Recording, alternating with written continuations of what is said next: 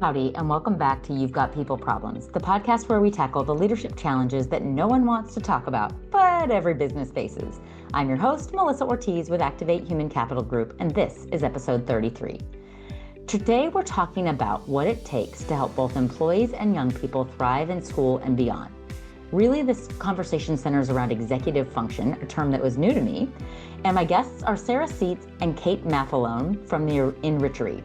Their organization partners with students from kindergarten through high school to build confidence, discover how they learn best, and prepare for the path ahead. We explore the striking parallels between raising kids and managing teams, how leaders can better support growth at every stage, and why investing in people early pays off long term. Sarah and Kate share stories from working with students and families, as well as lessons that apply directly to leading in the workplace. If you've ever found yourself balancing development, accountability, and encouragement, whether at home or in business, this conversation will give you new perspective and practical takeaways. Let's get to it. Howdy, and welcome to You've Got People Problems. I'm so excited this week to feature two people that are friends and clients from the Enrichery. And this is an organization, because I'm a school board member, that is very near and dear to my heart, because it's really about helping kids understand how they thrive both primarily high school, or do we start with junior high, Sarah? We started kindergarten, actually. Oh my gosh. Yeah. This is so fun. Okay, so really, how do we function in school and beyond? And Yes. what's the path that's next for us? And so I think this is going to be a really fun conversation, because I always say that raising kids and managing people is literally the same skill set. So I think you're probably going to prove us that point. Sarah and Kate, welcome. Sarah Seitz, Kate Mathalone. I knew I was going to screw that. Knew I was going to screw that up. Tell us a little bit about the Enrichery and the path you've been on to support students over time. Sure. So I'm Sarah, the founder and visionary at the Enrichery. We were founded in 2015, work with kids K through 12. Really, our mission is to kind of help kids develop those foundational skills, time management, planning, self-advocacy, because we believe that that's kind of the foundation for lifelong success, not just in their academics, but also emotional and social success as well. So we opened our second location in 2020, and then two more in 2023, and then two more in 2025. So we are at 6 right now, and planning on continuing the growth path and just serving as many students and families as possible. Amazing. And Kate, when did you join in the mix? Have you been along for the ride the whole time, or how long have you been? No, not the whole time. I hopped on 4 years ago. October will be my 4th anniversary here, so it feels like longer. But yeah, so I've been here for a little bit of the time, but not the entire journey. Great. Well, welcome. For those of you who don't know me, my name is Melissa Ortiz, and my jam is helping organizations get the right people in the right seats, make sure they're engaged and thriving so that they're delivering their best work for the organization, their internal and external clients, but also for themselves. Because when we're engaged in the right seat at work, we go home with more energy for our family, our physical well-being, our faith, whatever's important to us, we have extra gas in the tank for if those criteria are met. So I'm really looking forward to this discussion on executive functioning in the workplace and how this applies both to kids and adults. So maybe we should start there. Define what the heck is executive functioning and how do I get better at it? Great question. Executive functioning is basically our brain's admin team. It encompasses all things like time management, planning, task initiation, self-advocacy, basically all those things that help us get stuff done. Kate, when it comes to employees, how often are you getting team members in the door, young people in the workplace primarily, that have high levels of executive functioning already? What is it, like 80-20 that we're getting people who need support versus people who are right where we needed them to be? Or I assume the number is fairly low. I mean, I would Am I say just cynical? maybe like 50-50. I think it depends though. Like it always kind of catches me off guard. Like we're really big on like our Google calendars here. We send a calendar invite for everything. Obviously like executive functioning, like that is our thing. So time management. And I feel like even just like Google calendars, like that's something that sometimes like you have to reinforce. So yeah, I definitely wouldn't say, I mean, I will say we're kind of fortunate in that we do, especially when we're hiring for our academic coaches, like the employees that are working directly with students, um, they're working with students that are lacking executive functioning skills. So they really do need to be the expert, to show the student, this is what this looks like. It's really hard to teach someone something if it's not something that you are personally embracing and kind of like have in your back pocket. So yeah, I do feel like we're kind of lucky that we are specifically hiring for experts, especially in those student-facing roles, because that's going to be a successful academic coach. But yeah, it's really mixed, and I don't know. There's always a surprise with like a new hire and just kind of like where something that one person might assume is kind of like common sense or common knowledge or just common practice that maybe is not, and takes some reinforcement and like extra effort from that employee for sure. Yeah. Well, and the interesting thing is too, is like you can catch, I mean, over the years, we've learned to catch a few of those executive functioning gaps earlier on in the process. So it's nice when you're not dealing with that person who's late to the meeting every week that happens at the same time, same place every week. Because you can catch some of that in the interview process. Like, we've had interview candidates show up late. And finally, after a few years, I just started saying, thank you for making it here. But unfortunately, you don't have the job. And I don't need to interview you to know that you should not teach executive functioning skills to children. But, luckily over time, we've learned to catch that a little bit earlier. But yeah, there are signs. I think that's one thing that I have learned over time is people will show you who they are, but you actually have to listen. And Yes. we want so much to give people the benefit of the doubt. But if they're not creating those buffer zones in their schedule that allow for really important things like an interview, them to be there on time no matter what, we have to start listening. And I, I think as a leader, sometimes that's one of the first things we learn. The hard way. Yes. Yeah. So no matter what, I would guess in your onboarding process, the way we talk about executive functioning must be part of the onboarding, or is that something for 2026 that you're working on? Where is that in your employee development process?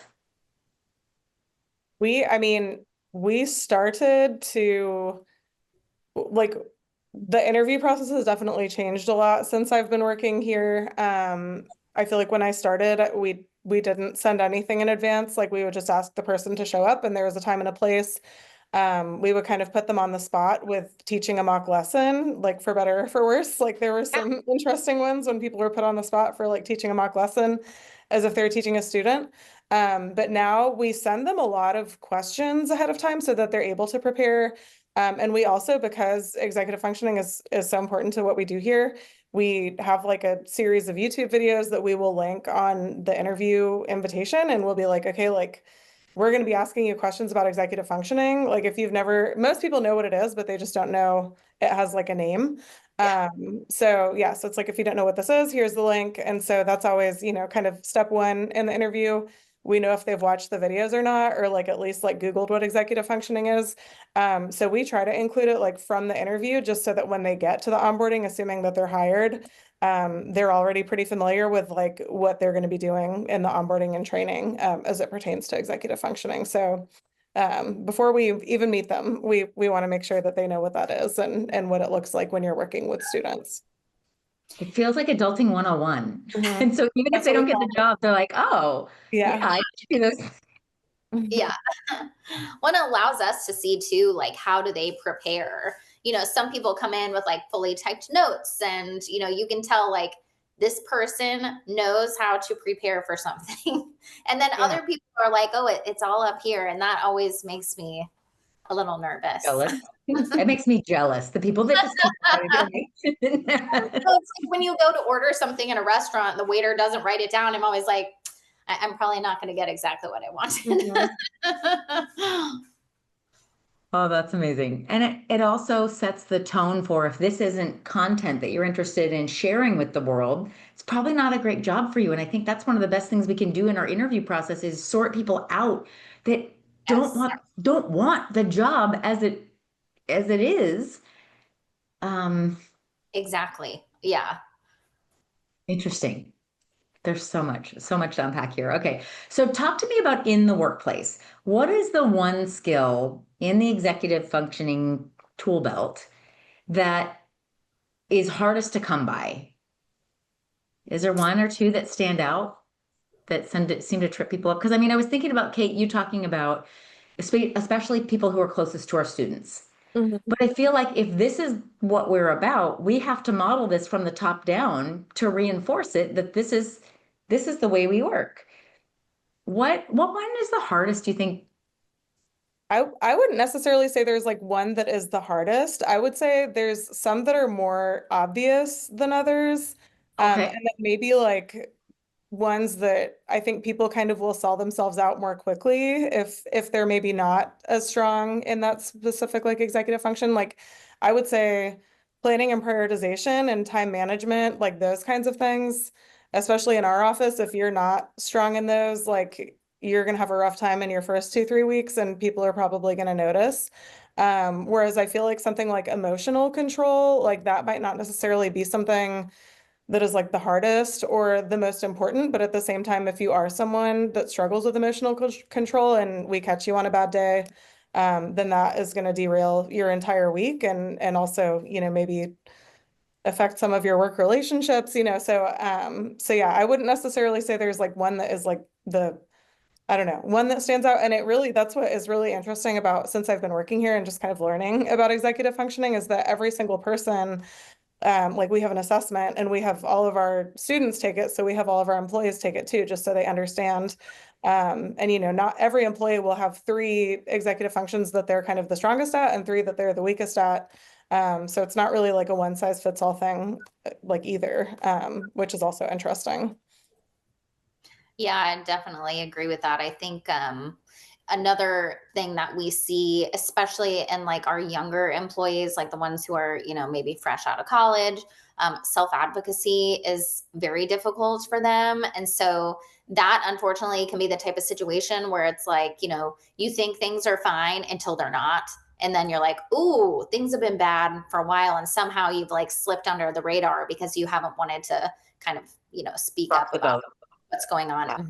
Hmm. I would say that's one of the things that I see that's really concerning in the employee engagement data I work with is that so many, especially younger people, don't have the courage that I would hope they would have. And what that usually, the way it evidences itself is instead of saying, I'd really like to make more money, I'd really like to get to this next level, whatever that level is, instead of asking for that, they hope someone will tell them how to do it. If they Yeah. don't, they jump ship and they go somewhere else because Yeah.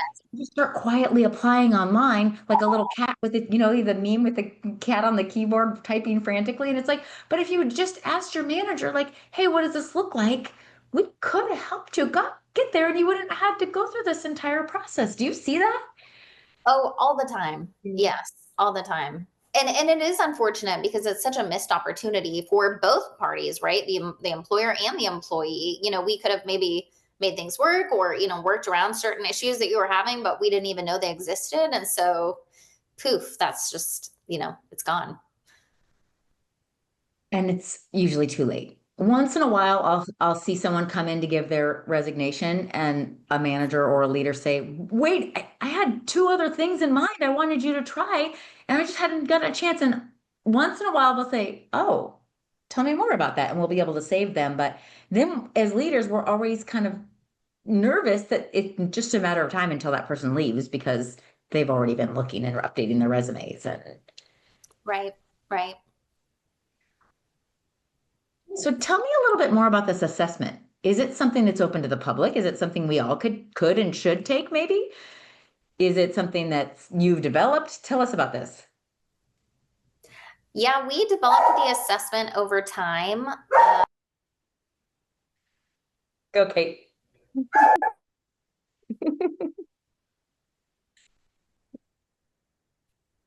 You want to talk about the assessment, Kate? Or you want to wait for Sarah? We have developed it over time. I don't believe we have anything kind of like open to the public. It's usually kind of part of our internal when we get a new client, all of our sessions, kind of regardless on the subject that students are coming to us for, they'll start out kind of their entire experience with us by taking this executive functioning assessment. So that way their academic coach just has a better idea of how they learn, how they operate, how they're preparing for their exams, how they're preparing for, kind of planning out their week. If that's something they're even doing, a lot of times when students come to us, they're not doing those things, and that's part of why they're reaching out to us for help. But yeah, it's honestly like nothing crazy. It's like, I kind of feel like it's like one of those, I don't remember what the website was, but it's just like a survey, like, like whatever are you, I feel like it's kind of like how you feel when you're filling it out and you're kind of like rating, just, And Cosmo magazine comes to mind for yeah, me, like yeah, my high school yeah. days, but I'm Or sure this no, is not the right appropriate reference. or like BuzzFeed, like which whatever character you like. I feel like it's fun to fill out. Like it's very easy.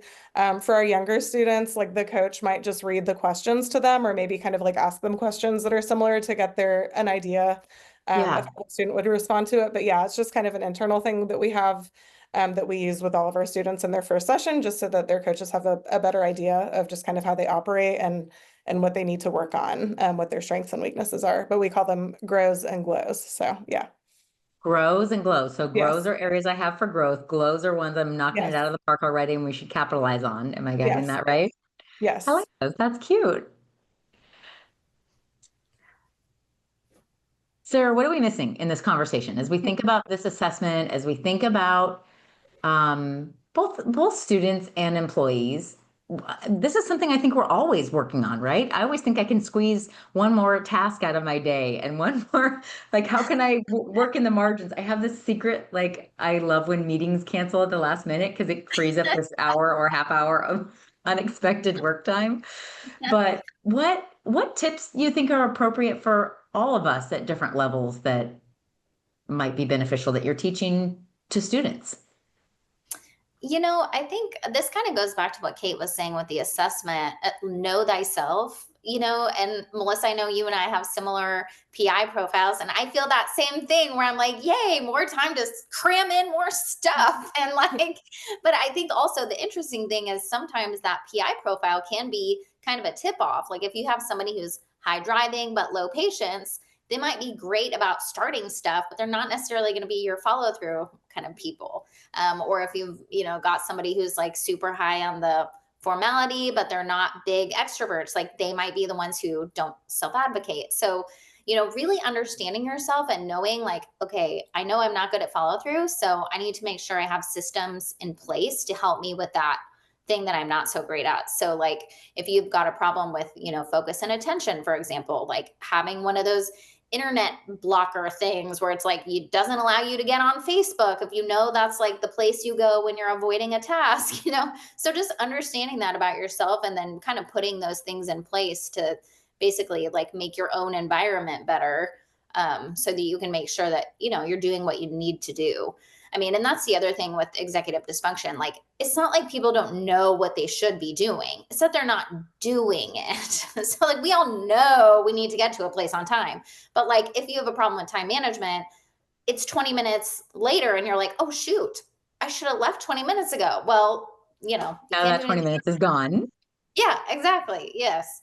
Yeah. So really understanding yourself and putting those things into place to make it easier, because chaos begets chaos. And if you're, living in a chaotic kind of environment, like it's only going to make everything else exponentially worse. So if you can put in little things into place to kind of help yourself with what you don't do well, you're going to be a lot better off.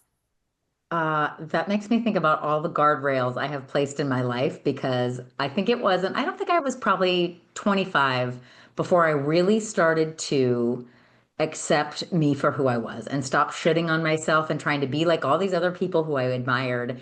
And I think it was when I took the Strengths Finder for the first time. The Gallup Strengths Finder is a fantastic assessment for knowing thyself. Predictive Index is a really good one too because I love how it tells the intensity of these factors in your life. And I think it was when I started realizing I am so squirrel, so shiny object, distractible, and started to realize some of those things could actually be a benefit because I can shift gears so fast, faster than most people. And that allows me to do a lot of different things. So like one of the things I read, there's a book called Indistractable which is important for my world. And so I have every notification on every app, on everything turned off. Nothing in my life dings or bings, it's all silent. And I started to ignore, like, you know how you get text messages and the response is, yeah. Do I need to open that text message? No. I just let those notifications pile up, and every once in a while I just, mark all as read. And oh my gosh, the amount of people in my Yeah. life that grab my phone and they're like, Mel, you have 400 unread text messages. I'm like, sort of, but not really. Don't get freaked out. You're like, that's my process. It might look really messy to you, but I think that's a lifelong path of just knowing why are we quirky, accepting that that's okay, and we actually have some hidden talents in there, and stop trying to squash the stuff that I think, especially as kids, we're often told is a no. I mean, as a Right. school board member, we are trying to make square pegs into round holes. Yeah, we're trying to put square pegs into round holes. We're trying to make kids sit still that very likely should not be sitting still. Like, we Yeah, don't do enough enrichment, I think. And that's where some of your programs really come in and start to go, you have some glowing areas that we should talk about because you maybe haven't heard enough about those. absolutely. And it's also so important for when kids go to, pick their college major. It's like, okay, who are you really? Like, we need to dial down into that because the person who is the squirrel, might belong in this kind of a job, but they probably wouldn't be, maybe your favorite accountant. So, really understanding that so that you can go into the right career path later on. And then, when you do enter a workplace and maybe have some of these EF gaps, they're not super detrimental, right? Because that's not maybe something you really need in order to be great at that job. Well, and I feel like I mean, what's great about what we do too is like if it's not something you're naturally like gifted with, like there are tools for everything. So like I struggle with flexibility and sustained attention, and I know that about myself. And I feel like that's kind of a double whammy with like long-term projects, especially. But I think even just like knowing that about myself, like it's not impossible to get stuff done. I just need to know how to plan my day and like what environments I need to be in and stuff like that to be able to just kind of adjust and make sure that it's not an excuse for not getting things done. So, Yeah. It isn't an excuse for not getting things done. I love that because I often hear in this, like, we have this positive psychology movement and we're looking for what's best among everybody. It's not an excuse for not meeting the basic requirements of life, like getting our assignments in on time and calling people back and making big projects happen. We don't get to just stay at a lower level because it's not my strength. Turns Right. out I have to get better. Yeah. Well, and I think too, one thing that has really helped us as a company as we've grown, and the reason we've been able to scale is because of we follow EOS, so entrepreneurial operating system, and that's kind of helped us put in some of those guardrails where it's like, okay, every role has a number, a weekly number. The people know exactly what is expected of them. Having our VTO, our vision traction organizer, has been instrumental in letting us know, like, here is the 1, 3, 10-year plan, and here's kind of how we plan to get there. So that's also been super helpful for us in keeping the whole company kind of on track. So then you take all these talents, you put a process and some structure around it that then helps you break down, like Kate was saying, if I'm not great at long-term projects, but it's already been carved out for me quarter by quarter or year by year, hopefully both, well, I just have to go one chunk at a time. And my attention doesn't have to be a 10-year horizon, it's a 90-day target. And Absolutely. I think like 70% of my clients are running on EOS at this point because it Really? is so effective at So, saying, here's where we're at. And it talks about, like, we need data to tell people if they're winning in their jobs. I've got yeah. a couple large clients that don't have good metrics. And so then their performance reviews are these subjective exercises that are, do I feel like you're getting a lot done? Do I think you're pleasant to have around? Right. Right.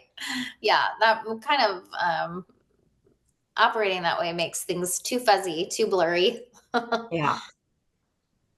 Yeah, interesting. What about, so you know me, I love assessments. I love employee engagement assessments, talent assessments. I'm super interested in your executive functioning assessment. And when you release it to the public for, $10 an assessment, I'm going to help you promote it and amend this podcast because I think you absolutely should. What about thinking, so many of the people that listen to this podcast have kids. And if we're thinking about nope,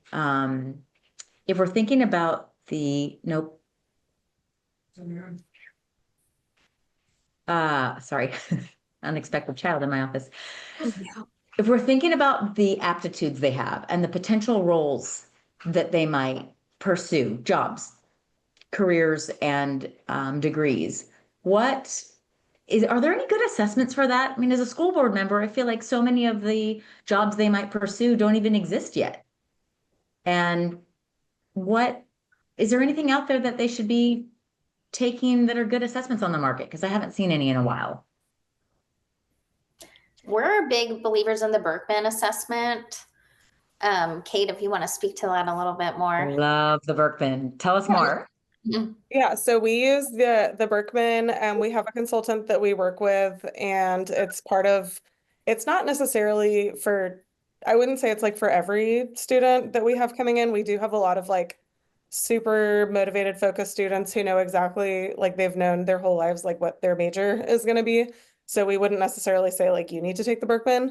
But we see all kinds of students, and there are some that their parents also too are just kind of feeling very helpless because it's hard to motivate their student because their student doesn't know what they want to do. And so it's something that kind of like makes the college application process just a lot less exciting to them because it's overwhelming because they feel like they have to have an answer or an idea of what they want to do. So yeah, the Berkman has been like, as you know, it's just like super comprehensive. And it just tells students a lot about just how they're wired and where their strengths might be. It's actually pretty interesting because I took one, I want to say 2019, and I think at the time I wasn't that excited about my results, but I know they don't change for your whole life. And I went back and looked at it very recently, and it's actually pretty spot on. So maybe I just like grew into my Berkman assessment. I'm not sure. But even like it's interesting for the career profile for myself on there, like I'm pretty situated, but I think some of the career suggestions on there are great for, just kind of like who I am as a person as well. But yeah, we've had a lot of success with the Berkman. Parents get really excited about it. I think students feel like very empowered when they do have those results. They just feel just refreshed and like they do have a plan moving forward, and it makes the whole college application process just a lot less daunting. Yeah. So it's been probably 2006 since I took the Berkman assessment. I will say the things I remember, one is I love the stress behaviors because it's such an interesting look at the way we react, totally different sometimes under stress as we do when we're operating in a normal capacity. And the other thing I remember that I'm really curious if it's changed is I feel like there were general buckets of career paths rather than trying to get prescriptive. It was like, hey, check these out. These might be of interest to you, and then go in that general direction. Is it still similar? Yeah. Yeah. Mm-hmm. I need to pull mine up again, but yeah, it has like mine has little rectangles Yeah. on one page, and yeah, it's pretty, it'll have like a kind of like a subject of like a type of job, and then it'll have suggestions underneath it of like what that would look like. So I have one Yeah. that's like analytical, and then it's like accountant and like whatever other analytical jobs are out there. But yeah. And that's so important to have that like flexibility there because, as you mentioned, like the jobs that could be available in 10 years, I mean, they're not going to be the same, as what we see now. So, and again, that kind of goes back to like knowing yourself and understanding like in what kind of environment do I thrive? And even though that may not give me like an exact, you were meant to be an accountant, which I definitely was not, then I can at least have an idea when I do graduate, like, okay, I know XYZ about myself, and here's a job that has kind of those similar characteristics, and this would probably be a good fit for me. Yeah. I also think it is a good practice for us to start thinking, especially really for ourselves and for our kids, because I would say I'm not sure what I want to do when I grow up yet. Just there are whole swaths of the economy that we can say no thank you to. Like when I was a junior in high school, I thought I wanted to be a marine biologist. I was like, I'm going to scuba dive and swim with the dolphins, and it's going to be this great career. My advanced biology teacher, my junior year, said, Mel, there's this there's this marine biology program at UC San Diego. You should go this summer. It's a camp. You get to stay in the dorms. It's going to be awesome. You should go do this. And it wasn't very expensive. And I convinced my parents I needed to do this. You guys, I came back from this program. I hated marine biology. I hated memorizing amoebas. There wasn't a single thing I liked about it, including UC San Diego. So I was like, no, thank you to UC San Diego. No, thank you to this entire career field where all you do is memorize things. We went on a field trip and they said, oh, there's no jobs in this space. And even if you get one, it doesn't pay anything. And so I was like, no. Well, sometimes those are our best teachers, right? As the Yeah. experiences you have where you're like, not for me. Yes. It's Yeah. like whether we get these little like job shadowing opportunities or we read more about what a day in the life is like, and for our brains to say, no, no, thank you. It's Mm, so much, it's less high stakes, I think, than committing to, yes, I want to be an engineer. It's I've said no thank you to these 48 things, and therefore I'm closer to my path. right, right. And those kinds of experiences are so important. I mean, for young people to have, like even in high school, kids can get internships and, we're huge promoters of that because that at least is going to tell you yay or nay before you get to college, which is, costing us a pretty penny these days per year. So the fewer years you have to spend there, the better. And so, yeah, all of those experiences, good or bad, are super great teachers. Yeah. So speaking of great teachers, speaking of how college is changing and how expensive it is, what are you seeing in terms of trends with students graduating and alternate paths? Like I think so many districts are doubling down on career technical education. We need lots of tradespeople, but we do not have enough of in our economy. It's never been easier to teach yourself skills by watching YouTube videos and having ChatGPT make you a lesson plan. And what are you seeing a drop off in four-year colleges in favor of junior colleges in favor of alternate paths? What are you seeing? We have not seen a drop off in the desire for our parents for their kids to go to a 4-year university. That could just be the clients that we happen to have.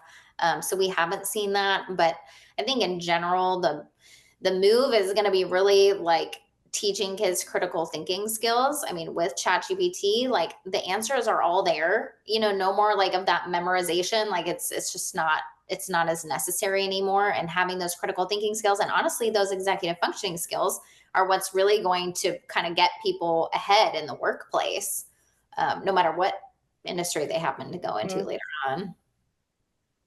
Yeah. What's your take on all of that, Kate? Do you think it's going to change? Is it a really big, slow moving change that's coming? I don't know. Those kinds of things are scary to think about, in my opinion, when I just think about the future in general of like what jobs will be out there. I mean, I will say like the one thing that I've really noticed like here in Houston, Texas, where we are, I do feel like, and this was I mean, something when I was in high school, it just seems like it's like way more of a thing and it's way more accessible, is just college level courses. And I feel like at high school is kind of like public, like across the city, like it just definitely, I think there's more and more students just taking advantage of those community college or dual enrollment, dual credit. Like I feel like that's kind of the norm at this point for a lot of high school students. So I will say like it's just a great opportunity and a lot more students are just kind of having access and taking advantage of being able to graduate with like an associate's degree or like very close to that. So I feel like that's one thing that I feel like is definitely continuing to be like trending upwards. I do think it was very popular when I was in high school, but it just seems like more normal than ever at the moment, which is a great thing to have access to. But yeah, otherwise, I don't know. I feel like I know with like computer science degrees, like those are getting more and more specialized, like just like a generic computer science degree is not what it was when I graduated from college. So I know that like a lot of people are kind of like stepping away from that. And there is, yeah, like I feel like there's just a lot of opportunity out there. But yeah, it's hard to know what the future is going to look like in terms of like the workforce and what is going to be available to us in the next 10 or 20 years. I don't have the answer for that. I hear what you're saying, Sarah, in terms of the people that are the most desirable in our future economy are the ones they know how to think, they know how to prompt engineer, they know how to conduct themselves professionally. And I think that's one of my big criticisms of public education is we don't do enough in two specific areas. One is interpersonal communication and one is personal finance. And really executive functioning is kind of looped in there holistically because It's it's planning. working Yeah. on the work, right? Mhm. Planning is what you do when you're doing everything. So it Mhm. doesn't often get its own chunk. Like my fourth grader has a planner. Do they spend enough time diving into this is why you would have this? Like he has a freaking planner that's a quarter of an inch thick, and he comes home with on a piece of scratch paper written out what he needs to do. I'm like, but that's what planners. Yep. Yeah, yeah. Well, it's funny you say that. I'm a former teacher. That's what I was doing before I started the Enrichery. And honestly, my last year teaching, I had this group of seniors, and the school I was teaching at the time, I had, we had a lot of students with learning differences. And so they weren't necessarily going to a 4-year university. A lot of them were going straight into the workforce. And I had kids in there who understood, the material in class, but they couldn't turn anything in on time. And so I thought to myself, like, I'm doing them a total disservice because here I am teaching, Beowulf, but like really what they need to know is how to plan their day, how to manage their time, how to use a planner. And that was kind of the final straw for me. I was like, I'm not teaching them the right things that they need to know to be successful when they leave here. So I wholeheartedly agree with that assessment. We don't spend enough time teaching them how to do those foundational things. I mean, and really it's, once they learn things like that, time management, planning, they can learn anything if they have that solid foundation. Yeah, there's literally nothing they can't learn if they make a plan and then work the plan. Right. But Because if you all the don't know how to information, make a plan, yeah, yeah, yeah. And so much of that is our job as parents, right? sure. But if we had never mastered it as individuals, side-eye monkey, it's going to be really hard. Right, right. And everybody has gaps somewhere, right? I mean, has perfect executive functioning. So, when we meet families, it's like the apple usually doesn't fall too far from the tree. Although sometimes it's like, you have a super type A parent and their kid is totally unmotivated, and that's extremely frustrating. But usually the parents' executive functioning gaps also show up in their kids. Yeah. Yeah, that's interesting. We joke a lot about our oldest child, Virginia, who walked in here a minute ago. My husband's an oldest child. I'm an oldest. My father's an oldest child. His mother's an oldest child. So, and then our daughter, have you ever read the birth order book? I've heard a lot of my friend is like obsessed with birth order stuff, so I've heard a lot about it. So interesting. Like the intensity that comes usually with a firstborn, but then boiled down into 3 generations of firstborn. This poor young girl is such a perfectionist. She's so intense. And it's just like, I'm sorry, Virginia, we did this to you. Not your fault. And then the youngest is typically the much more easygoing, playful, like not nearly as type A, because that spot was already taken at home. So they Yeah. become the entertainers because that's where they can get the limelight. And it's just a really fascinating look. And then how does an only child play in? And I should have been a psych major undergrad, honestly. I'm so fascinated with what makes people tick. I have a twin brother and I'm 12 minutes older than him, and I joke that I've always acted like I'm 12 years older than him. Like just those few minutes, like I'm definitely the oldest child, and he's definitely, like I feel like that played out even with like a 12-minute difference for sure. And is it just the two of you? Yep. Amazing. Yeah. It's just, there's so many interesting things to learn, to explore, and I'm so grateful that so many students have an opportunity to work with the Enrichery, really think through how do I explore those things and which ones might have the biggest payoff. And I wish we all had, career coaching. It seems like career coaching should be a really good outsourcing thing that wasn't just you hired a coach, but you could go to a place where they help you with your executive functioning. And maybe that's your next spinoff. We do this for adults too, because they actually have money of their own sometimes. Fun, fun. Okay, so executive functioning, top 3 skills. If every student that came your way left the Enrichery with these 3 skills, what would be a win? Ooh, I like that question. For me, I think it would be time management, task initiation, and prioritization. I'm gonna Kate, what make are notes. you? I think prioritization is huge, so I would definitely put that one close to the top.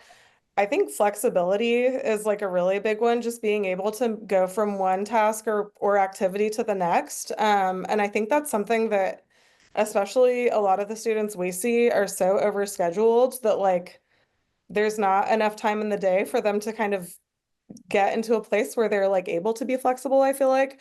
So I think flexibility is a big one, and that's especially, I feel like as you're kind of entering like a job, it's super important to, and that kind of goes into prioritization. Like you have to be able to like pause and if things change, like you might need to reprioritize. So I think they kind of go hand in hand. Which ones did you say? Prioritization, task initiation? Yeah. And time management were the ones Sarah mentioned. Yeah, I would agree with this too. Time management is tough. I mean, some people, if you don't have it, you really do have to work on it. Like it is not, it doesn't come naturally to everyone. So I think it's pretty crucial. So yeah, I would agree with that one too. So take me back. We've talked a lot about different assessments. We talked about the Berkman, Strengths Finder, Predictive Index. Some of these things, I think about flexibility, come more naturally than, and some are more learned behaviors. Some are more natural talent, some are learned. Which ones do you think are the ones in the executive functioning tool belt that are more innate? Like to me, flexibility seems like one of them. Were you mentioning earlier, Kate, that flexibility was one of the ones you've had to work harder on? Yes. In Yeah. PI, do you have a high D factor?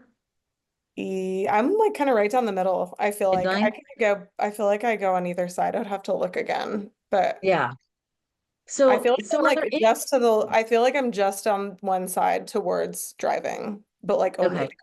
yeah. So are there any that are harder for us to adapt to that might take a little more concerted effort? I think emotional control is a big one, and especially for students today and even like emerging adults with social media, and just kind of like the, instant gratification kind of lifestyle, and just kind of having everything at your fingertips. I feel like it's kind of really inhibited people's ability to just have emotional control. So I feel like that's maybe something that people probably have to pay more attention to than maybe they used to, even 10, 15 years ago. Okay, take me down that path. My initial reaction seems to be my gut is telling me, well, no wonder social media rewards people that have temper tantrums and become internet trolls and they get more attention this True. way. And it used to be like I think about the Miranda Lambert song, Mama's Broken Heart. Do you know the song where she's like she's getting drunk and she's cutting bangs and she's like having all these behaviors and her mom's like, keep your makeup right, stay cool, stay calm and collected. It used to be more of a social norm to like keep it together. And now it's like a celebrated thing that we have these temper tantrums. Do you think there's some social influence there, or do you think it's just hard for everybody? Or maybe both. I don't know. I I feel like I blame the pandemic a lot too. Like I feel like it's kind of like the social media wave and pandemic kind of go hand in hand with especially like our generation that's in high school right now.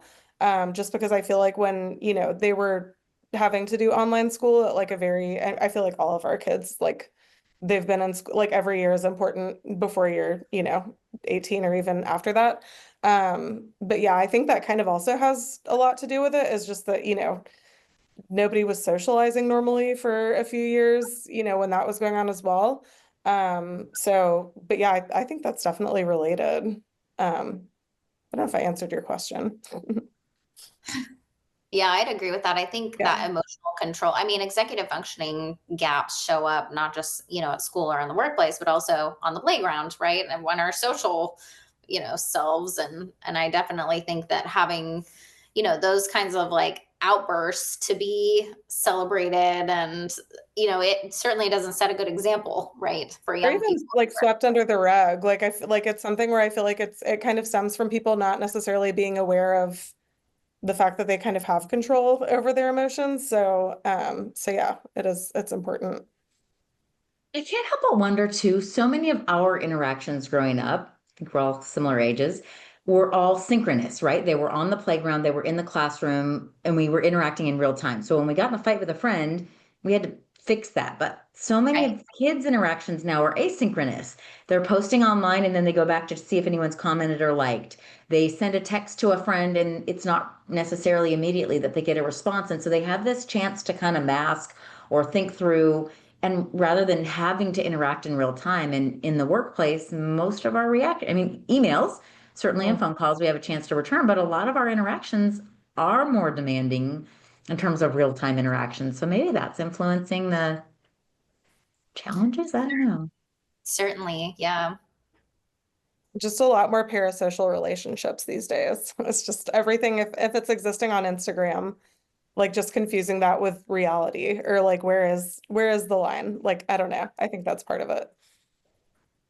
Oh, I don't think I've heard that term, parasocial Ooh. interaction. I think that's just people like your life on Instagram or wherever just starts to feel like, real friends, or people you just think you know people better than you actually do because you know the version of them that they're sharing publicly.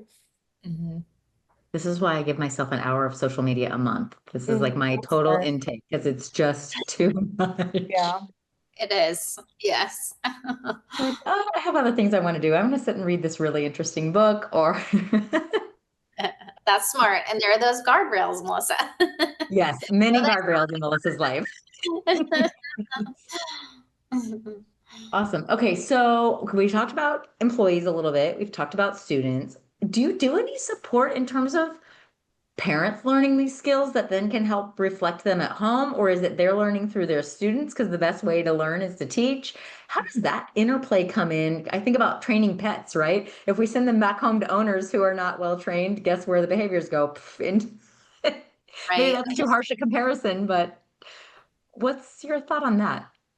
That's a Or good practice, question. maybe? We get some parents asking us, like, will you come to our house and like implement family systems? And that's a whole nother business. But we do try to provide resources as much as possible. We have a great blog that we've written once a week since 2015, and there's tons of stuff for parents on how they can, help their kids. But typically we go through the children, and then after each session that our kids have, a report goes home to mom and dad, and that also includes like what can you do at home to help support. Yeah, the I session love that. reports are great. It has so much information just on how the student is doing, but I think that piece of how parents can kind of reinforce what they're learning at home is super important. And that's something that your team members are coming up with and sharing like a classroom teacher would in terms of Mhm. progress and concerns and encouragements. Yeah, That's yeah, cool. exactly. So we definitely need to link the Enrichery blog. Is it have a name? Is it? I think it's just the Enrichery. I want to say it's blog.theenrichery.com or something. Okay, If you Google great. the I'll make sure I Enrichery get that blog, from you. yeah, it pops up. I'll make sure we do that in the show notes because I think that would be a really interesting thing if people want to subscribe to that, even if they're not in Houston, could learn Yeah, a absolutely. lot. Okay. So I feel like we've gathered so much interesting information, so much that we can learn to be better leaders, better team members, better parents, and better students. Um, and I think to me, as I'm reflecting on the last few minutes of our discussions, that self-advocacy, because it's really hard to have someone else just force you down a path of learning. We all have to be more self-guided learners. And so finding those skills that lead us to self-advocacy. And I think the thing I've learned in my life, in addition to how many guardrails I really need, is like it has to be authentic. And so your comment, Sarah, about know thyself, if I'm thinking about tips and tricks, know thyself has to precede self-advocacy. Otherwise, I'm going to try to do it like Kate does it, and it's going to seem really awkward for me to try to be like Kate because I'm not like Kate.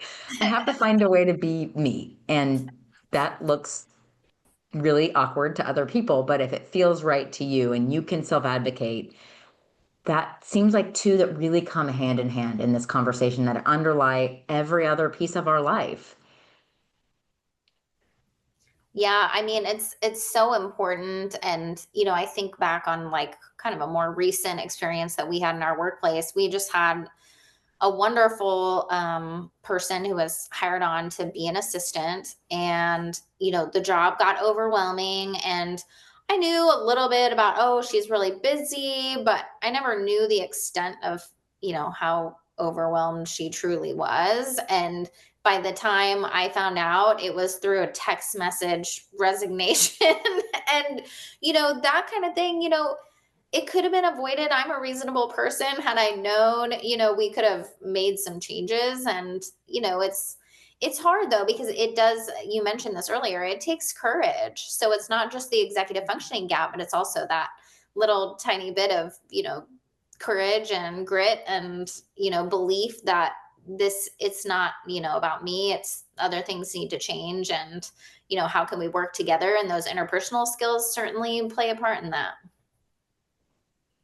Yeah. And I think Go ahead, Kate. just like kind of like it's hard to, just in different situations, like I feel like it's like it doesn't matter if it's like your teacher or your boss, like neither your teacher nor your boss like want you to fail. Like if you fail, like it's not going to look good for your boss. If you fail, it's not going to look good for your teacher. So like they're, whoever it is in a position where it's like they're there because they want you to succeed. So that's kind of part of self-advocacy, is just like trusting that like you can share something with them and it's in their best interest to help you, if it's within reason.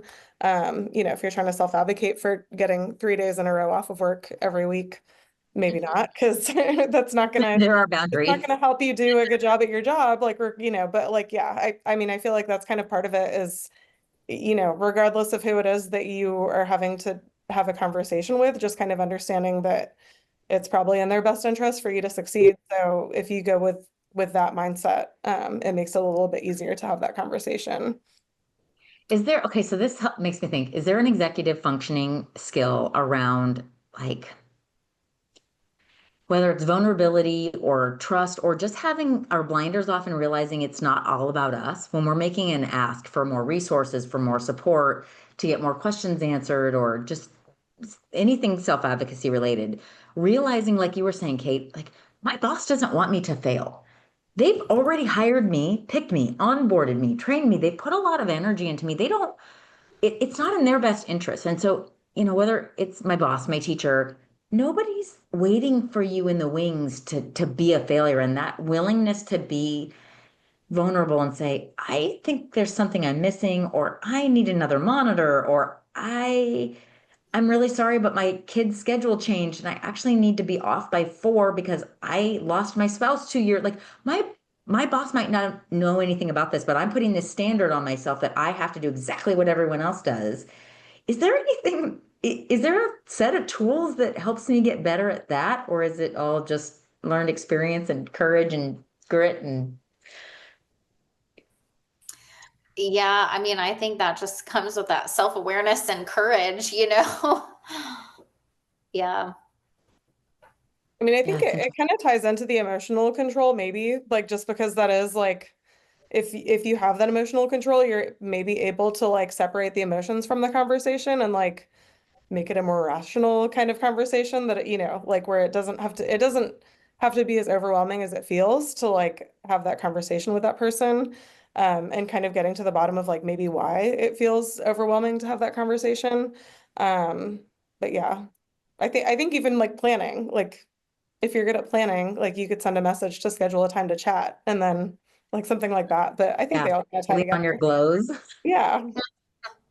There's a really good book I think that resonates with me in this space. It's called The Four Agreements. Have either of you read it? I I think it's have been not. a while. I feel like I have, but it's probably been a long time. The audiobook is really good and it's not very long. And one of them is don't take anything personally. So there are four agreements that you're supposed to make with yourself in your life to be a better human. And don't take anything personally. Like so often, one of my mantras is, it's not about you. Like this behavior this person is exhibiting, it's not about me. This, Yeah. this decision, it actually is not at all about me. And stripping that away makes it feel so much less anxiety inducing because it's like, oh, that wasn't about me at all. That person's having a hard day. Then I have all this more empathy towards them. Then I'm probably better at self-regulation because I'm not freaking myself out. Right. Um, Right. Well, so and that requires, so another executive function is metacognition. And so that's all about like reflecting. And I think that too few kids take the time to, sit down and reflect, and probably young adults too. It's not until you get a little bit older that you're like, hey, let me think about that scenario that just happened and who played what part and how was I involved in, that predicament. So that could be another tie in there too. Oh, I like that. There's a group of parenting books that I wish they would put on audio because they're fantastic. It started with Baby Wise, and then there's a whole like Toddler Wise and Potty Wise and Child Wise and Teen Wise, whatever. And one of the things they advocate for is think time. And so when my kids make mistakes, I'm like, it's not a timeout. I want you to go have some think time. I'm not telling you how long it needs to be. Think until you're ready to come back to me and tell me what happened and what you think you should do about it. And yesterday we were unpacking from a camping trip, and my son was just being a jerk. I don't know if he was too tired or what. And he comes back from his think time and he's helping unload. And he's like, Mom, can I talk to you? And I was like, that's not a great time. I want to finish unpacking because I'm tired too.